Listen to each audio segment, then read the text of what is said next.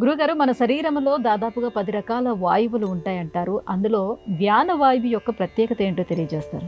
ప్రాణ, అపాన, వ్యాన, ఉదాన, సమాన ఇవి ప్రధానమైనటువంటి వాయువులు మన శరీరంలో ఉన్నాయని చెప్తారు. ఇక ఇవి కాక నాగ, కూర్మ ఇలాంటి ఉపవాయువులు కూడా శరీరంలో ఉన్నాయి. సరే, ఇందులో మనకి ప్రధానం ఇప్పుడు ప్రశ్న ఏంటంటే వ్యానవాయువు. ఈ ప్రాణ, అపాన, వ్యాన, ఉదాన, సమానంలో ప్రాణ, అపాన, ఉదాన, సమాన ఈ వాయువులన్నీ కూడా మరణించిన తర్వాత ఈ జీవి నుంచి వెంటనే వెళ్ళిపోతాయి. అవి వెళ్ళిపోతేనే మరణం సంభవిస్తుంది. కొందరికి అపానంగా ప్రాణం పోతుంది, కొందరికి ప్రాణం మామూలుగా ముక్కు నుంచి కొంతమందికి పోతుంది, కొంతమంది కళ్ళ నుంచి ప్రాణం పోతుంది. ఇట్లా వాయువులు ఏ ఏ ప్రదేశాల్లో ఉన్నాయో ప్రాణ, అపాన, ఉదాన, సమాన ఆ రకంగా వాళ్ళ కర్మానుసారం, లేదా యోగులకేమో ఆ ప్రాణం ఇక్కడి నుంచి కపాల మోక్షం అంటారు, ఆ రకంగా పోతుంది.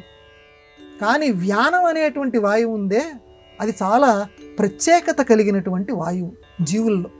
ఏమిటండి ఆ వ్యానవాయువు యొక్క ప్రత్యేకత అంటే, చనిపోయినటువంటి జీవుడి యొక్క ఆ శవాన్ని చూస్తే ఇప్పటికైనా కొంతమంది గమనించవచ్చు, వాడి ఒళ్ళు ఇంకా ఏదో కదులుతున్నట్టుగా ఒక భ్రాంతి కలుగుతుంది. ఇంకా ఏదో జీవం అక్కడ ఉన్నదా లేదన్న విషయం అందరికీ తెలుసు. వాడి ముక్కు దగ్గర పెడితే గాలి ఆడదు, కానీ ఇంకా ఏదో ఉన్నట్టుగా, అరే అప్పుడప్పుడు అంటుంటే అదిగో వాడి చెయ్యి కొంచెం వేలు చూడండి ఏదో కదలిక అన్నట్టుగా అనిపిస్తోంది.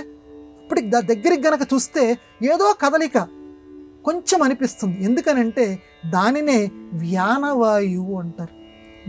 అది జీవిని వీటితో పాటు వదలదు.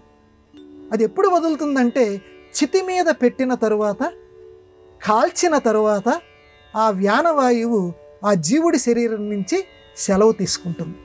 అప్పటి వరకు కూడా వ్యానవాయువు శరీరంలో ఉండటం పట్టే ఆ జీవుడిని గనక ఐస్ పెట్టెలు ఇలాంటి వాటిల్లో గనక ఉంచకపోతే ఆ జీవుడి యొక్క శరీరం, ఆ శవం ఉబ్బుతుంది. ఆ ఉబ్బటానికి ప్రధానమైనటువంటి కారణం ఆ లోపల ఉన్నటువంటి ఈ వ్యానవాయువు. అందువల్ల వ్యానవాయువు యొక్క విశిష్టత అది తొందరగా మనిషిని విడిచిపెట్టదు.